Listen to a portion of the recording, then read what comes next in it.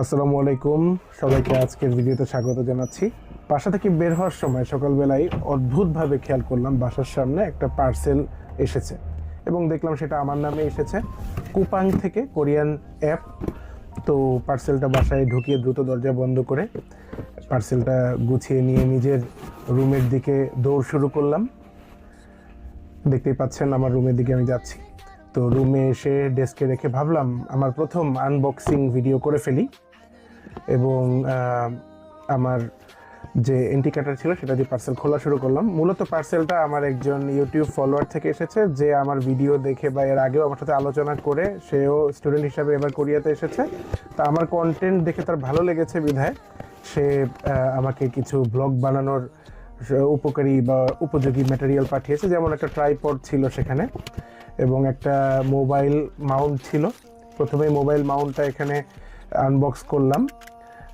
Mobile মাউন্টটা যথেষ্ট ভালো ছিল এবং এরপর একটা ট্রাইপড দেখলাম। সেই ট্রাইপডটা চাইলে আমি ডেস্কের উপর রেখে কাজ করতে পারবো, বা তাতে বল হেড ছিল, সো আমি চাইলে সেই ট্রাইপডটা হাতে নিয়েও আমি ভিডিও করতে পারবো।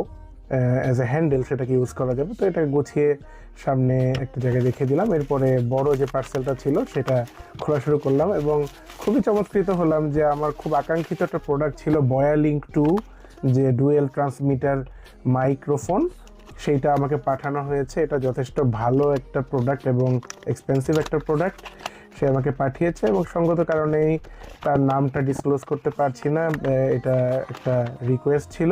তো শুরুতে দেখতে পাচ্ছি একটা পাউচ ব্যাগ ছিল, তার ভিতরে ইউজার ম্যানুয়াল ছিল এবং একটা ওয়ারেন্টি কার্ডও ছিল এবং এর ভিতরে একটা ইউএসবি কানেক্টর কেবলও ছিল।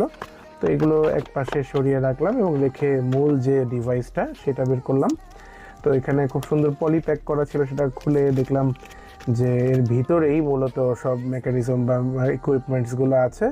তো এটা প্রেস করে ওপেন করলাম এবং শুরুতেই দেখলাম একটা আইফোনের কানেক্টর, এরপর হচ্ছে টাইপ সি কানেক্টর এবং এরপরে এটা হচ্ছে মূল ডিভাইস কানেক্টর। সেটা থেকে যে প্লাস্টিক শিল্ড দেওয়া ছিল সেটা খুলেছে এবং সেখানে আলাদা 3.5 mm জ্যাক ছিল।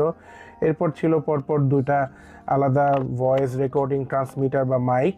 তো সেইগুলোরও প্লাস্টিক পোর্শনগুলো খুলে ফেললাম যাতে ডিভাইস থেকে চার্জ গ্রহণ করতে পারে। খুলে এরপরে হচ্ছে এটাকে রেখে দিয়ে এরপরে আমরা এখানে অতিরিক্ত যে প্লাস্টিক ছিল সেগুলো সব সরিয়ে ফেললাম এবং এরপরে দেখলাম নয়েজ ক্যান্সেলেশনের জন্য যে দুইটা সফট ইকুইপমেন্ট ছিল এগুলো লাগিয়ে দেখলাম মাইকে খুব সুন্দর ফিট হচ্ছিল এবং দেখতে খুব সুন্দর লাগছিল। তো ফিট হওয়ার পর আসলে ভালোই লাগছিল দেখতে, প্রফেশনাল যারা ব্লগ বানায় তাদের মতোই ডিভাইস হয়েছে। এটা আসলে প্রফেশনাল ব্লগ বানানোর মতো একটা ডিভাইস। তো আবারও এটা প্যাক করে রেখে দিলাম এবং এরপরে প্যাকটা সুন্দর করে বন্ধ করে সেখানে USB charger, type C charger connect করলাম এবং সরাসরি বক্সের মাধ্যমেই এই ডিভাইসটা আসলে চার্জ গ্রহণ করতে পারে এবং বেশ লম্বা সময়ের চার্জ এবং ব্যাটারি ব্যাকআপ থাকে। তো আমি যে এই টিউটোরিয়ালে কথা বললাম এটাও কিন্তু এই ডিভাইস ইউজ করেই ভয়েসটা রেকর্ড করেছি।